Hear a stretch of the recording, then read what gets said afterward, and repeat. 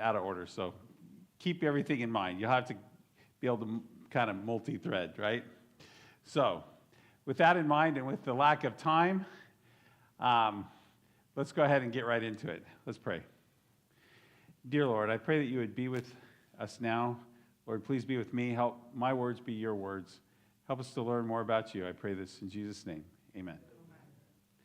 Okay, so I want to give you just a little bit of a background, especially since we're going to go out of order. What I will be talking about during the main service is Roger Williams, and he's really the basis for the American Revolution. And when I say that, I mean it's the American freedom.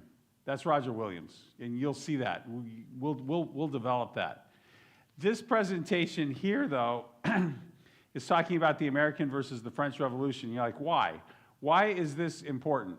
Well, it's actually critically important, especially with what you see going on today, because what's going on in the world today is we see a debate over what is the right place for religious liberty. What does why should we be free? And if you don't know why you should be free, and if you don't know that your liberty comes from God, and if you don't know that your liberties all come, really, when you see Roger Williams, this is all from a pastor reading the Bible. That's American liberty. However, what we see in the world today is that people forgot that. And people do not, they don't attribute their rights from God. You don't hear as much of this, my God-given rights. You maybe hear it once in a while, but it's not like it used to be. That was it. That was it, right? Now what you see and what we hear in the discourse, you may not recognize it as such, but I'm hoping by the time you're done with this weekend you will, is more of an atheistic argument for separation of church and state, an atheistic argument for freedom. It's like, you stay away from me because I'm free, and don't try to put your religion on me, and that's the real argument, right? Well, that's a dangerous argument. And hopefully we'll see as we develop this weekend the difference between the American separation of church and state and the French Revolution. And so in this presentation, what I'm going to do is I'm going to compare the American Revolution to the French Revolution. And anyway, let's jump into it. So we have to set the stage for the American Revolution. Actually, before that, I just want to get one more idea that I meant to get in your mind. I want to define two terms. And this is important. One term is secular, and the other term is atheist. Because in this day and age, we combine those, and we kind of think of them in the same way. And you shouldn't do that. Secular means not related to religion. So your car is secular. Your house is secular, probably. You know, the supermarket is a secular place to go get food and all this stuff. It just doesn't have anything to do with religion. Okay, that's secular, and much of the world is secular. Okay, atheist though means a person who disbelieves or lacks belief in God, someone who denies God. And so there's a difference, and I want to get that through our heads as we think about this, because you can have a secular government that is just normal, it's just mundane, it deals with the traffic, it deals with taxes, it deals with the military, and that's secular, right? Or you can have an atheist government, and an atheist government is going to be just as godless as secular is, right? Secular doesn't have God in it. That's just separate, right? But if it denies God, it leads to certain things. And what we will see is that it actually becomes anti-God. It's impossible to deny God without being anti-God. So as we look at this, the American Revolution represents rights given to us by God, and then the French Revolution follows close on its heels. And this is an atheistic revolution. And when the world looks at these, and when you look at some of the philosophical underpinnings, they look similar.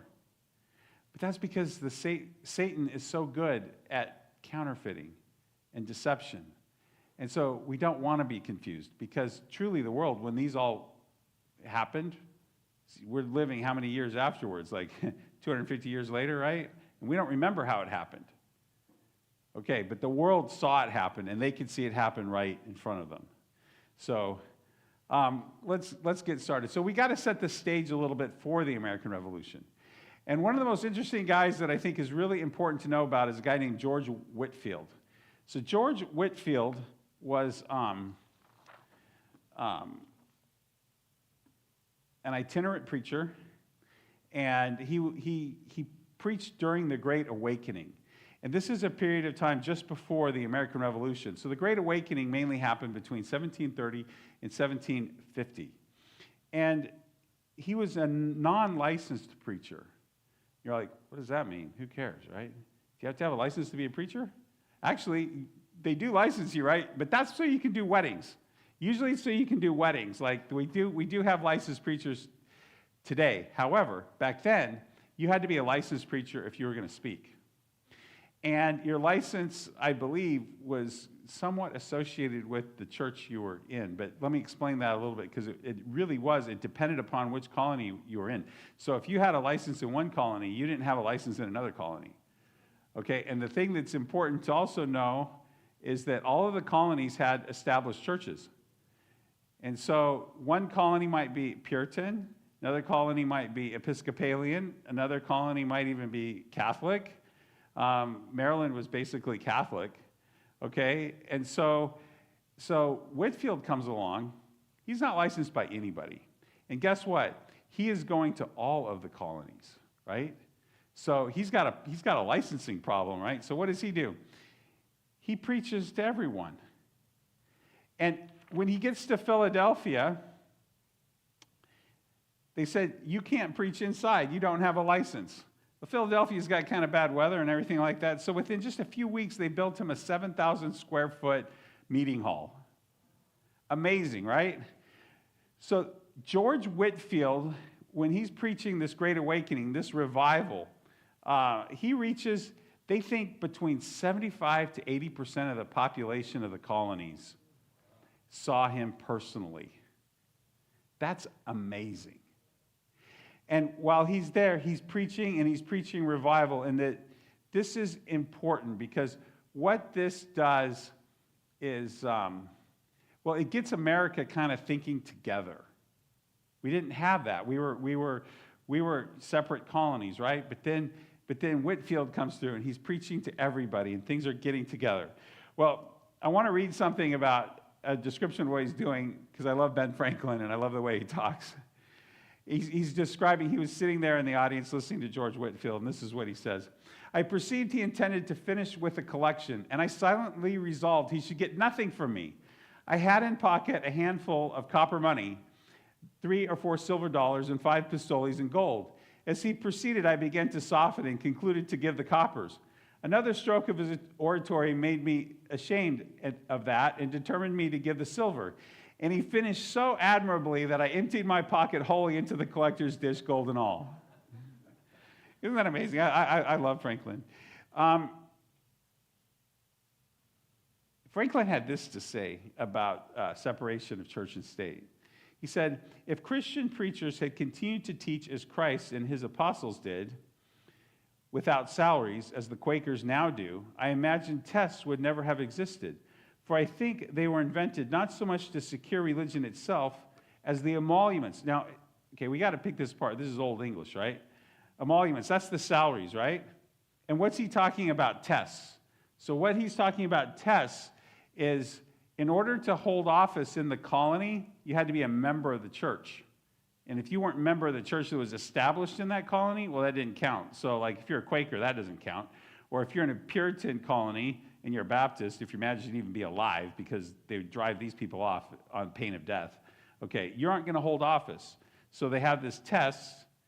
He says they would never have existed, not because they were not so much to secure religion itself as the emoluments of it.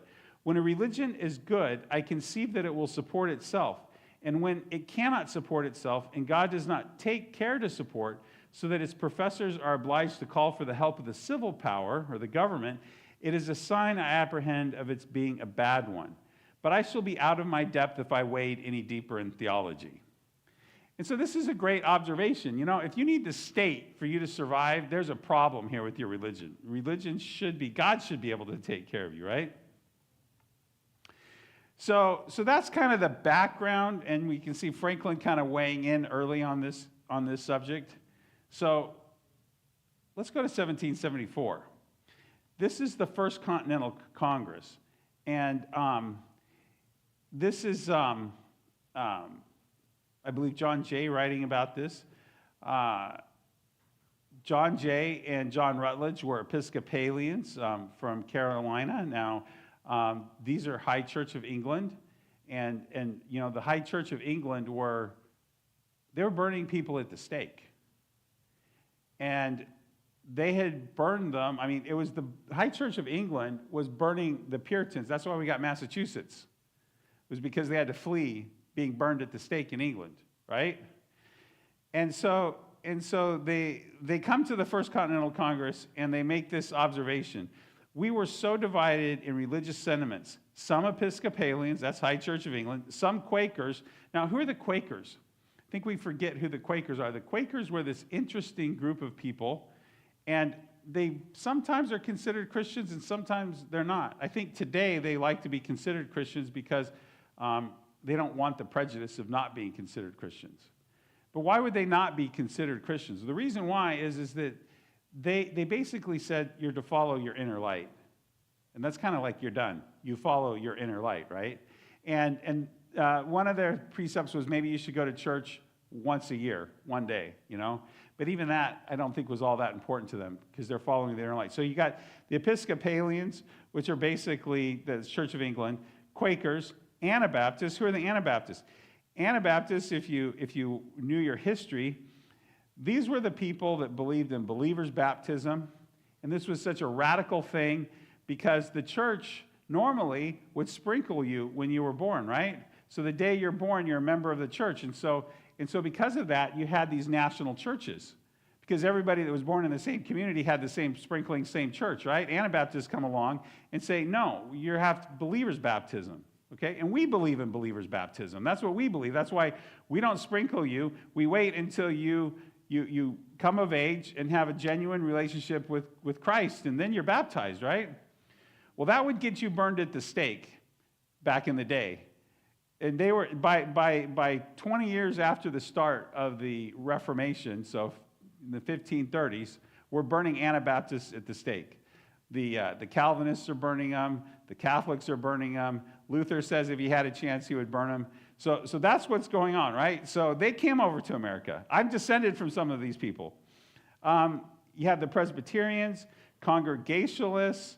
Okay, they're all there, right? And they're all at the First Continental Congress. And they're all getting along. And a big piece of it was actually George Whitefield. Well, so what happens? Well, you have Sam the publican. This is Sam Adams. Now we just know him for the beer can, right? Okay, Sam Adams is a really cool guy. I like Sam Adams. He was called Sam the Publican, and the reason why he was called Sam the Publican was because he had taverns in Boston. And he was considered the last of the Puritans. And it's sort of interesting because we think of Puritans, I mean, we would actually probably think a Puritan wouldn't drink, right?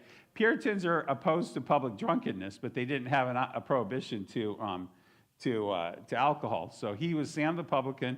He was considered the last of the Puritans, and he was known for his strict piety. And so he gets there, and he says, let's have a prayer from an Episcopalian minister. Okay, these are the people that were burning the Puritans that caused them to come here, right? And so what happens is, this guy here, Reverend Jacob Duché, gets up. He's an Episcopalian. I love that hairdo, don't you? And he starts reading from Psalms 35. And I'm going to read just a little bit out of Psalms 35 because we're not familiar with it probably. But think about this in terms of a revolution. It starts this way. Plead my cause, O Lord, with them that strive with me. Fight against them that fight against me. Take hold of shield and buckler and stand up for mine help. Draw out also thy spear and stop the way against them that persecute me, and say unto my soul, I am thy salvation. Let them be confounded, put to shame that seek after my soul. Let them be turned back and brought to confusion that devise my hurt. And this psalm's a long psalm, and it goes on in that vein, right? And so that's what Reverend Duché, he stands up and he does that, and it instantly united everybody from all the different diverse religious groups, right? And we can see some of the descriptions. This is, I'll just read just a little bit. I don't have them in the slides here. It says, after this, Mr. Duché, unexpected to everybody, struck into an extemporary prayer which filled the bosom of every man present. I must confess I never heard a better prayer or one so well pronounced. That's John Adams. Sam Adams said that the lesson of that day and the prayer were read by Reverend Mr. Duché, who afterwards made a most excellent extemporary prayer by which he discovered himself to be a gentleman of sense and piety and a warm advocate for the religious and civil rights of America. Sam Ward said it was one of the best prayers he had ever heard, and you keep going, and there's more people saying this, but I love this here. It says, even Quakers shed tears, it was said. One delegate declared it was worth riding 100 miles to hear. So wow. Wow is absolutely right. In May of 1775, so a year later, Massachusetts declared a day of fasting and humiliation. And Sam Adams spoke during that time, and he said, it is upon the blessing of God alone that we must depend for the happy issue of our virtuous struggle. Well, when you think about this, there's another theme that starts to go through the revolution, and that is that in order for there to be a democracy, and I'll cover this now, people talk about, are we a democracy, or are we a republic? And frankly, we're certainly a republic for sure, but we're a democracy too. And basically, if you want to get technical with how you want to say it, we are a republic based on democratic principles, okay? But here's the idea, is that if we get together and we're voting, we're never better than the people that are voting. So you could live under a king and a tyranny, and if the guy's an atheist, it's terrible, right? Okay, but you could also live in a democracy where everybody else has no morals, and you're back to the same terrible thing. You just divided it out amongst a bunch of different people. And so the American founding fathers, they understood this. And here's a statement from John Adams, and he's writing to his nephew. And listen to what he had to say, or cousin, I guess. Statesman, my dear sir, my plan... Statesmen, my dear sir, may plan and speculate for liberty, but it is religion and morality alone which can establish the principles upon which freedom can securely stand. The only foundation of a free constitution is pure virtue, and if this cannot be inspired into our people in greater measure than they have it now, they may change their rulers and the forms of government, but they will not obtain a lasting liberty. They will only exchange tyrants and tyrannies. And now, he's writing to his cousin who is a minister. He says, you cannot therefore be more pleasantly or usefully employed than in the way of your profession, pulling down the strongholds of Satan. This is not cant, but the real sentiment of my heart. So these are how we're feeling during the run-up to the revolution. In 1777, Sam Adams gave a speech in York, Pennsylvania, and he said, Americans are like the Israelites being brought out of the land of Egypt. And if you look, by 1782, Benjamin Rush, one of the signers of the Declaration of Independence, and the interesting thing about Benjamin Rush is he was a physician. And when they put together the, the Bill of Rights, we have 10 Bill of Rights, right? He thought there should be 11. And guess what the 11th one he thought should be? Medical freedom. So this is an issue all the way back then. And actually, just a little sideline, vaccines were going on back then too. And people were throwing bricks through the windows of the home of the mayor in Boston because they were so angry that he was mandating vaccines. So really, there's nothing new under the sun. This goes back a lot longer than you think. But anyway, so Benjamin Rush, it's interesting. Talking after the Revolution, 1782, says Protestant Americans were now eagerly celebrating what they had been long taught to hate, the French Catholic monarchy. The party, he said, shows us in clearest point of view that there are no prejudices so strong, no opinions so sacred, and no contradictions so palpable that will not yield to the love of liberty. Now, I don't understand exactly what was going on in France, but basically what happened is that there had been a birth of a French royal heir, and the Protestants are celebrating this. Well, think how far we've come.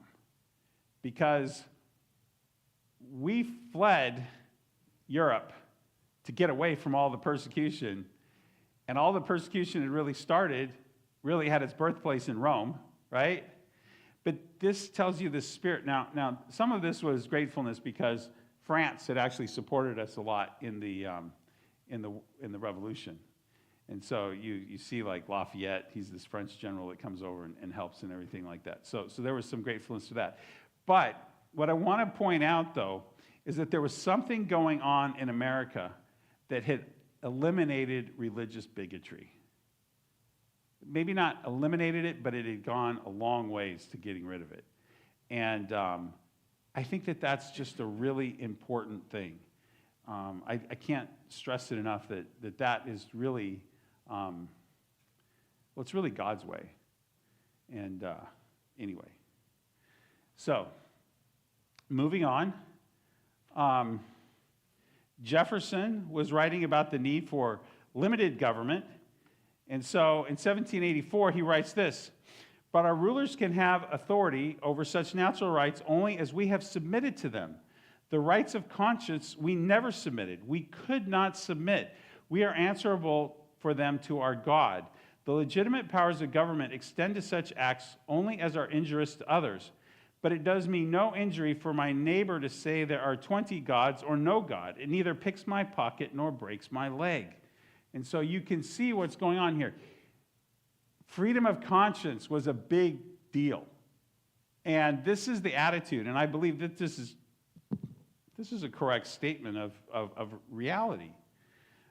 In 1785, John Adams wrote this: "When all men of religions consistent with morals and property shall enjoy equal liberty, property, or rather security of property, and an equal chance of honors, will all be..." I hate it when my notes go out of order. Anyway, where am I here? I'm going to read it off the slide. "And when government shall be considered as having it nothing more mysterious or divine than other arts or sciences, we may expect that improvements will be made in the human character and the state of society." Now, I believe this one is actually really interesting, and actually, as I studied, there's something that I think that America is going to have to do, and I don't know if we'll get around to it before the world ends. But he said something really interesting. He says, "When all men of all religions consistent with morals and property shall enjoy equal liberty, property, or rather security of property." Well, that word consistent is kind of interesting, isn't it? And there is a problem that we're facing in America today, and I believe that this is a real problem, and I don't think we're going to solve it, but I just want to highlight it. There are religions and there are religions. And the Christian religion, which we'll see when we talk about Roger Williams, defines the proper role of government and the proper role of religion, and it divides that out. However, when you look at a couple old religious traditions, in fact, all the other really old ones, they don't get it right. They don't understand this. And so when you look at Islam, when you look at Catholicism, and I'd have to think about it, but I'm sure it would probably be true of Buddhism and Hinduism and these other things, and I just don't know, right? It's just not my thing. They combine the religion and the politics together. And when they combine the two together, they will then call it all religion. And this creates a problem. Because when you combine the two and then call it all religion, then the government has to sit out and sort out, well, what's religion and what's not. Actually, this was a problem back in the day, not quite yet because they hadn't formed yet, but But Mormonism is an example of this too, because we're what to do with the polygamy question. And then Islam, it combines the two, and Islam is more politics than it is religion. And if you don't believe me, well, we don't need to get into that. Catholicism does the same thing. And that's actually a major aspect of the debate that we're having today. With Christian nationalism is based on something called Catholic integralism, which is something you probably never heard of, and most people don't even know it exists. But if you ever read it, you'll realize, wait a second, the Christian nationalists are saying the same thing. And what that's really saying, Catholic integralism, is saying that we have to fully integrate church and state. And then they call it all one or one or the other, and they say that's freedom of religion. Okay, our forefathers knew better. And someday I'll do a presentation on this, maybe. I haven't decided. But you can actually see them because they recognize this problem with both Catholicism, and they recognize this problem with Islam. And so, anyway, be that as it all may, it's something that's important, and I don't have the answers. We'll see how this plays out as we go forward. But anyway, I digress too much, and time is escaping us. It's very important to understand that our that our government was secular, but not anti-religion. And so, as we keep going on, you have this from George Washington. And he's writing to some Baptists. Remember, they had experienced a lot of persecution. They had experienced a lot of persecution here in the United States when it was just colonies. And George Washington, talking about the Constitution, says, "If I could have entertained the slightest apprehension that the Constitution framed in the Convention, where I had the honor to preside, might possibly endanger the religious rights of any ecclesiastical society, certainly I would never have placed my signature to it." Now listen to that. He said, if this would have endangered the rights of who? Any ecclesiastical association, right? He wouldn't have signed it, right? And he says, and if I could now conceive that the general government might ever be so administered as to render the liberty of conscience insecure, I beg you will be persuaded that no one would be more zealous than myself to establish effectual barriers against the horrors of spiritual tyranny and every species of religious persecution. Now, I also think it's important here to note that he talks about conscience. When he's talking about religious liberty, he's also talking about conscience. And what does that mean? It means that your religious liberties are personal to you. It matters not the denomination or group that you're a part of. You get to have that, right? And he says, for you doubtless remember that I have often expressed my sentiment that every man conducting himself as a good citizen and being accountable to God alone for his religious opinions ought to be protected in worshiping the deity according to the dictates of his own conscience. And so our founding fathers, they got it. They understood it. It's interesting because in 1800, there's the presidential election. Jefferson is running against Adams. We've heard from them both, right? And Jefferson was opposed by the Episcopalians and the Congregationalist churches.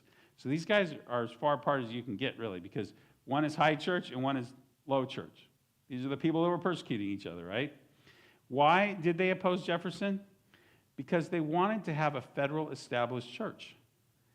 They wanted Adams because they believed, I believe wrongly, but that Adams would consider having a federal church.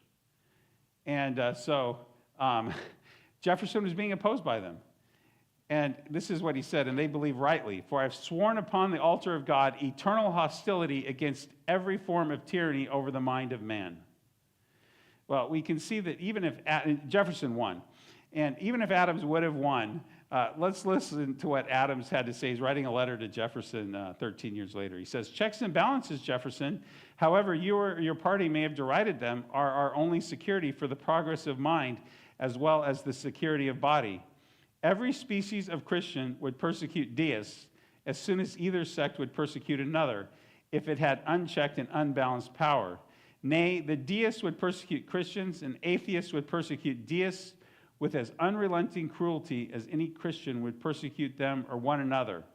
Know thyself, human nature. So these guys get it. You can't have any kind of establishment of anything. Anything. And you have to have separation of powers and these checks and balances and everything. Well, we could go on and on. I think you got the picture for the American Revolution. Let's go to the French Revolution. Well, a lot of us don't know the history of the French Revolution very well, including myself, until I started to study it. And, I had a good education. And I'm convinced that probably most of you here don't. So we're going to cover some basics. First of all, it started in May of 1789. August 26, 1789, it had something called the Declaration of the Rights of Man, and it was loosely based on the American Declaration of Independence. But it also included some other things that we have in our Constitution. And look at that. If you were to Google this, it always comes up with this picture. What does that look like to you? It looks like a black 10 Commandments, doesn't it? And I think that's interesting, and I think that we should keep that in mind, because the French Revolution is kind of like the ultimate act of hubris, if you ask me.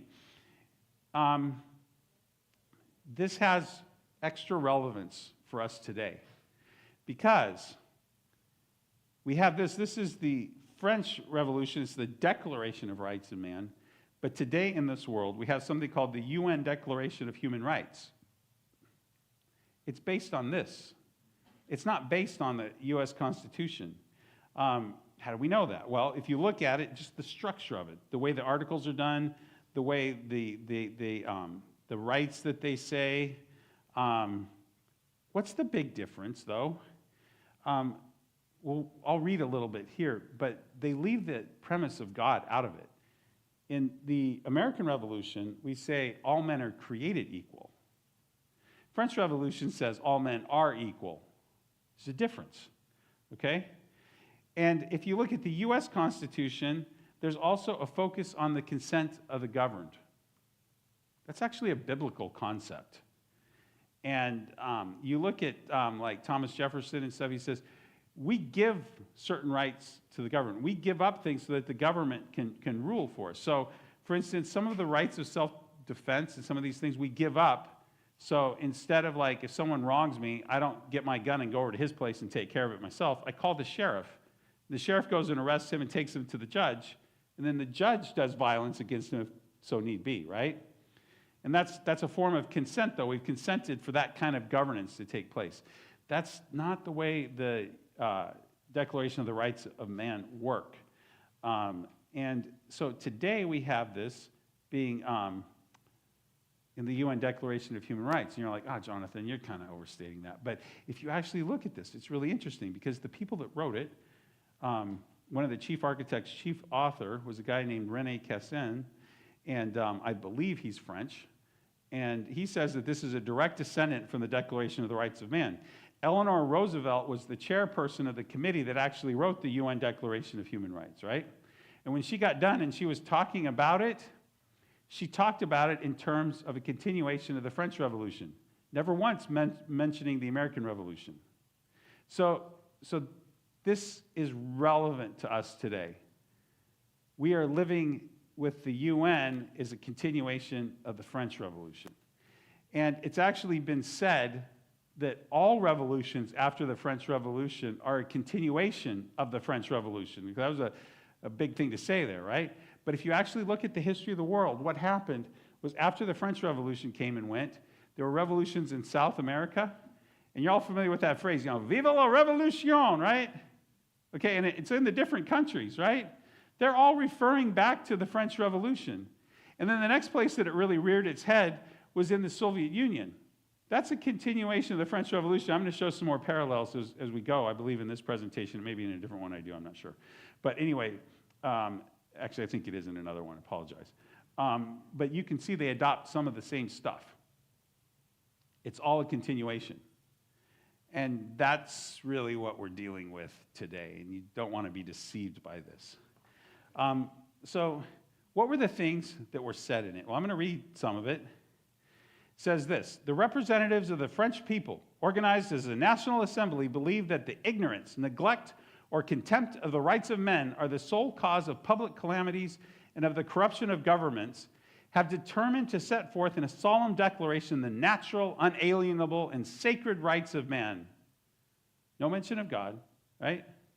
Now, I'm going to read just a few of these. One of these is that all men are born and remain free and equal in rights. In America, we'd stop right there. But they go on to say, social distinctions may be founded only upon the general good. Oh, interesting. Okay, so there's a possibility of that, right? Next one, the aim of all political association is the preservation of the natural and imprescriptible rights of man. These rights are liberty, property, security, and resistance to oppression. That sounds good. Here's another one. The law shall provide for such punishments only as are strictly and obviously necessary. Remember that when I describe what happened next. No one shall suffer punishment except it be legally inflicted in virtue of a law passed and promulgated before the commission of the offense. Here on religion, it says, no one shall be disquieted on account of his opinions, including his religious views, provided their manifestation does not disturb the public order established by law. That's a big provision. That's a big exception. So, how did this all work out for them? So, they get that in 1789. In 1792, the French Republic was established. In 1793, the king was executed, and the Reign of Terror started in 1795. The Directory takes power in 1799. Napoleon stages a coup d'etat, and the whole thing's basically moved on to a completely different phase. In some ways, it's over. So, who were these people? Well, the Bible tells us, don't be, here we go. Colossians 2, verse 8, it says this, beware lest any man spoil you through philosophy and vain deceit, after the tradition of men, after the rudiments of the world, and not after Christ. Amen. Now listen to this. I want to read just a little piece again. Beware lest any man spoil you through philosophy. Isn't that interesting? Philosophy was really in full steam with the Greeks. So by the time the New Testament is being written, the New Testament authors have the same basic definition of philosophy as we do today. And it's really interesting because during the American Revolution, we had George Whitefield, pastors, right? Okay, by the time the French Revolution comes along, though, just a few years later in France, it's all about philosophy. And philosophy rules the day. But Scripture tells us, beware lest any man spoil you through philosophy. So let's look at some of these people. You'll recognize some of these names probably. Here's Voltaire. He says, every sensible man, every honorable man must hold the Christian religion in horror. Wow. Diderot says this, man will never be free until the last king is strangled with the entrails of the last priest. And then here's this guy. He's not as famous, but listen to what he has to say. These are all leaders in the French Revolution, and those two first guys are definitely recognized as philosophers of sorts. This guy, Baron de Holbeck, says this, religion has ever filled the mind of man with darkness and kept him in ignorance of the real duties of true interests. It is only by dispelling these clouds and phantoms of religion that we shall discover truth, reason, and morality. Religion diverts us from the causes of evil and from the remedies which nature prescribes. Far from curing, it only aggravates, multiplies, and perpetuates them. Okay, there's a lot to think about there, but look, this is the most anti-religion thing you'd ever want to see. This is the American Revolution turned on its head, right? So in 1790, they issued something called the Civil Constitution of the Clergy. And religious practice was outlawed and replaced with the cult of the Supreme Being, which was a deist state religion. But deism wasn't good enough for them. So 2 years later, they had the cult of reason, which was established, and it established state-sponsored atheism. And, that's a big element of communism, right? So you can see how there's this connection that goes through. So that's in 1792. In August 2 of 1793, they had something called the Genocide of La Vendée. This is the first modern genocide. 200,000 Catholics there were Catholic royalists that were defending the crown, and 200,000 of them, or 25% of the population of a region called the Vendée, were killed during this genocide. 25% of the people. And so, during the same time that was going on the 5th of September, 1793, the Reign of Terror starts. Now, look at what these guys say. This guy was one of the leaders in the whoever was ruling at the time, I think it would have been, anyway, their parliament, we'll call it that. They have a different name for it. He said, let's make terror the order of the day. Here is Robespierre, very famous to us. He became truly the leader of the Reign of Terror. He said this: terror is nothing more than speedy, severe, and inflexible justice. It is thus an emanation of virtue. It is less a principle in itself than a consequence of the general principles of democracy applied to the most pressing needs of the homeland. Remember before they weren't going to have a punishment that was more than necessary, right? And everything was going to be determined by law. Well, now they just go to terror. Why? Because it's just a faster way to get things done, right? And it's just good, isn't it? Oh my. Robespierre said this: true religion consists in punishing for the happiness of all those who disturb society. Remember what it said about religion? You could practice it as long as you didn't disturb society, right? Well, the thing that we know is like, who is the person that's going to be likely to be disturbed by your religion? The person that hates you the most. And how much does it take for you to disturb them by your religion? If they hate you, not much. And so this is France. They enthrone, there's a famous thing where they enthrone, this is the goddess of reason. They took her into Notre Dame and enthroned her and all this stuff, and they had their little ritual around this. Soon after the Reign of Terror starts, they had something called the Law of Suspects. And what this law said is that all priests and all persons protecting them are liable to death on the spot. The destruction of all crosses, bells, and other external signs of worship, they were going to do that. And they destroyed all the statues, plaques, and iconography from the places of worship. It was interesting. I don't know what Notre Dame Cathedral is like today, but I was there before the fire. And it is kind of strict compared to a lot of cathedrals that you see in Europe. It's interesting, in November of 1793, they removed Sunday from the week. And they made the week 10 days long. Soviets did the same thing. Soviets went to a 5-day week with a 1 day off, and then they had to change it. They needed to work a little more, so then they went to a 6-day week with 1 day off. It was 5 plus 1. So first the Soviets did 4 plus 1, then they did 5 plus 1. The French did 10 days long. It's interesting. Why do they do this? It says this is a war against God. God established the week, and even though they're not really going after Saturday Sabbath, right? They just want all of this just gone, just get rid of it, right? Well, they did that in November 1793. I'm not sure what month, but in 1795 they reverted back because it just didn't work. Soviets had the same problem. The Soviet people hated it. It just didn't work. It was just a lousy way of doing things. Anyway, and so they were doing all of this stuff, right? Reign of Terror, right? And so by the 27th of July, 1794, Robespierre, the leader of the French, the leader of the Reign of Terror, he was sent to the guillotine. And so the Reign of Terror ended. Now, what did people think about this? I want to read a little bit about the French Revolution from a man by the name of Edmund Burke. He was a British statesman and a great man. I love much of the things that he has written. Just a brilliant politician and a political scientist.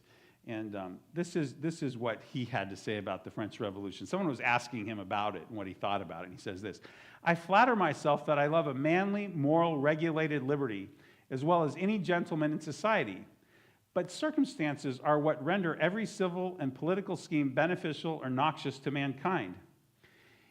Is it because liberty in the abstract may be classed against the blessings of mankind that I'm seriously to felicitate a madman who has escaped from the protecting restraint and wholesome darkness of his cell on his restoration to the enjoyment of life and liberty? So he's saying, do I have to congratulate you that you broke out of your insane asylum? He says, am I to congratulate the highwayman and the murderer who has broken prison upon recovery of his natural rights? I should therefore suspend my congratulations on the new liberty of France until I was informed how it had been combined with government, with public force, with the discipline and obedience of armies, with the collection of an effective and well-distributed revenue, with morality and religion, with the solidity of property, with peace and order, with civil and social matters. You have all the advantages in your ancient states, but you chose to act as if you had never been molded into a civil society and had everything to begin anew. You began ill because you began by despising everything that belonged to you. Respecting your forefathers, you would have been taught to respect yourself. You would not have chosen to consider the French as a people of yesterday, as a nature of low-born, servile wretches until the emancipating year of 1789. Now look at that. He says, respecting your forefathers. That's actually one of the 10 Commandments, isn't it? It's commandment number 5, right? He goes on to say, in order to furnish at the expense of your honor an excuse to your apologies here for several enormities of yours, you would not have been content to be represented as a gang of marooned slaves suddenly broke loose from the house of bondage and therefore to be pardoned for your abuse of liberty to which you are not accustomed to and ill-fitted. Justifying perfidy or lying and murder for public benefit. Public benefit would soon become the pretext and perfidy and murder the end, until rapacity, malice, revenge, and fear, more dreadful than revenge, could satiate their insatiable appetites. And so what he's saying is that you start with lying and murder to get what you want, and pretty soon you'd rather just lie and murder, right? And that's what it did to. That's what you got with the reign of terror. And so the world could see this, right? Well, I think we need to just go back a little bit and answer this question. So how did it work out for America, right? We've got the 2 different revolutions in our mind. Yeah, I'm going to do my best, but you're going to forgive me. I'm being told that I have just a little bit of time, but I got to finish, okay? And I'm doing quotes here, so you're going to forgive me. Alexis de Tocqueville is a really interesting guy, and the reason why he's so interesting is because he shows up in America in 1831, 1832, so he's coming in about 50 years after the Revolution, right? And he's going to tell us how it all worked out. And he's a Frenchman. So he's also been through the French Revolution. He's a statesman, and he's basically an atheist. He's agnostic of some kind, right? But he comes from a Catholic background, right? And listen to what he says about the United States. He comes here, and he just travels around the United States to see what's going on, right? And he writes this thing. He talks about a unified Christian morality. He says this, there are countless sects in the United States. Each reveres the Creator in a different fashion, but all agree about man's duties to his fellow man. Each worships God in his own way, but all preach the same morality in God's name. Though it matters a great deal to each individual that his religion be true, this is not the case for society. He says society has nothing to fear from the other life and nothing to hope for. And what matters most to it is not so much that all citizens profess the true religions as that each citizen profess some religion. In any case, all sects in the United States are encompassed within the overarching unity of Christianity, and Christian morality is the same everywhere. He says this, American priests, including those who do not advocate religious liberty, generally favor civil liberty. They do not, however, support any particular political system. Isn't that different today, right? They are careful to remain aloof from public affairs and do not involve themselves in the machinations of the parties. Therefore, one cannot say that religion in the United States influences the laws or the specifics of political opinion, but it does shape moral attitudes, and it is by regulating the family that religion endeavors to regulate the state. That's interesting. And look how our families have just fallen apart, and now we have so much trouble today. Talking about what's going on well, he's going to talk about Europe here. It's very interesting. In Europe, virtually all social disorders are born at home, close to the hearth and not far from the marriage bed. What is going on in France, right? Now, remember, the French Revolution actually outlawed marriage. They just dissolved them all. They got it back, but that's what they did for a little while. So France has got trouble, man. When an American leaves the discord of the political world behind and returns to the bosom of his family, he is greeted at once by an image of order and peace. There, all his pleasures are simple and natural, all his joys tranquil and innocent. He talks about religions being respected. He says, but revolutionaries in America are obliged to profess certain public respect for Christian morality and equity, so that it is not easy for them to violate the laws when those laws stand in the way of their designs. Okay, so the American revolutionary, he has to profess certain respect for Christian morality, right? So if he violates that, it's going to go bad for him politically, right? And even if they can overcome their own scruples, which it seems our politicians are good at doing today, they would still be held in check by the scruples of their supporters. Now, isn't that interesting? If you go back and look at America, I'm not that old, and I remember when somebody did something wrong with their scruples, it was like, you can't be president anymore. Now, it doesn't seem to apply. It says, no one in the United States has yet dared to propose the maxim that everything is permitted in the interest of society. That's Robespierre, right? A wicked maxim that seems to have been invented in an age of liberty to legitimize all the tyrants of the future. And boy, it goes into the future. It's so today. Americans so completely confound Christianity with liberty that it is almost impossible to induce them to think of one without the other. Now think about that. They so confound Christianity with liberty that you can't think about them without one with the other. For them, moreover, this is by no means a sterile belief, a legacy of the past that lives smoldering in the depths of the soul, but a vital article of faith. He says this, philosophers of the 18th century had a very simple explanation for the gradual attenuation or the disappearance of religious belief. Religious virtue, they said, was bound to dwindle as liberty and enlightenment increased.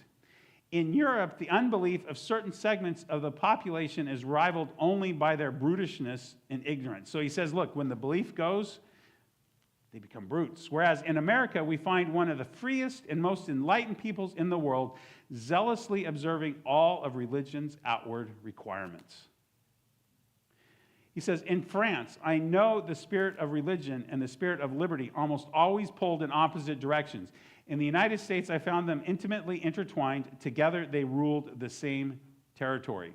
Talking about separation of church and state, he said, in order to learn more about it, I questioned the faithful of all communions.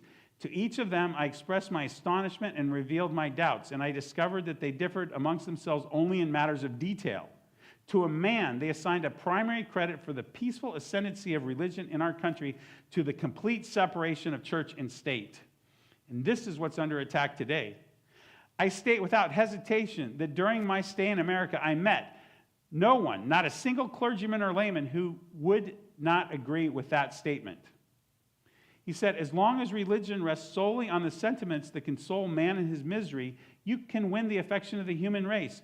But when it embraces the bitter passions of this world, it may be forced to defend allies acquired through interest rather than love. And it must reject as adversaries men who love it still, even as they do battle with its allies. Religion cannot share the material made of those who govern without incurring some of the hatred they inspire. Because you get in bed with one party or the other, and you're stuck with them, right? As a nation's social state becomes increasingly democratic and as societies lean toward Republican forms, that's what we have, it becomes increasingly dangerous for religion to join forces with authority. For power will soon pass from hand to hand. One political theory will replace another, and men, laws, and constitutions themselves may vanish or change from one day to the next, not just for a while, but constantly. Agitation and instability are inherent in the nature of a democratic republic, just as stasis and slumber are the rule in absolute monarchies. And don't we see that? One year it's the Republicans running the government, and the next year it's the Democrats, right?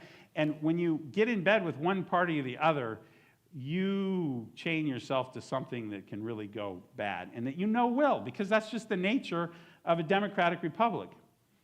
He says this, unbelievers in Europe pursue Christians as though they were political enemies rather than religious adversaries.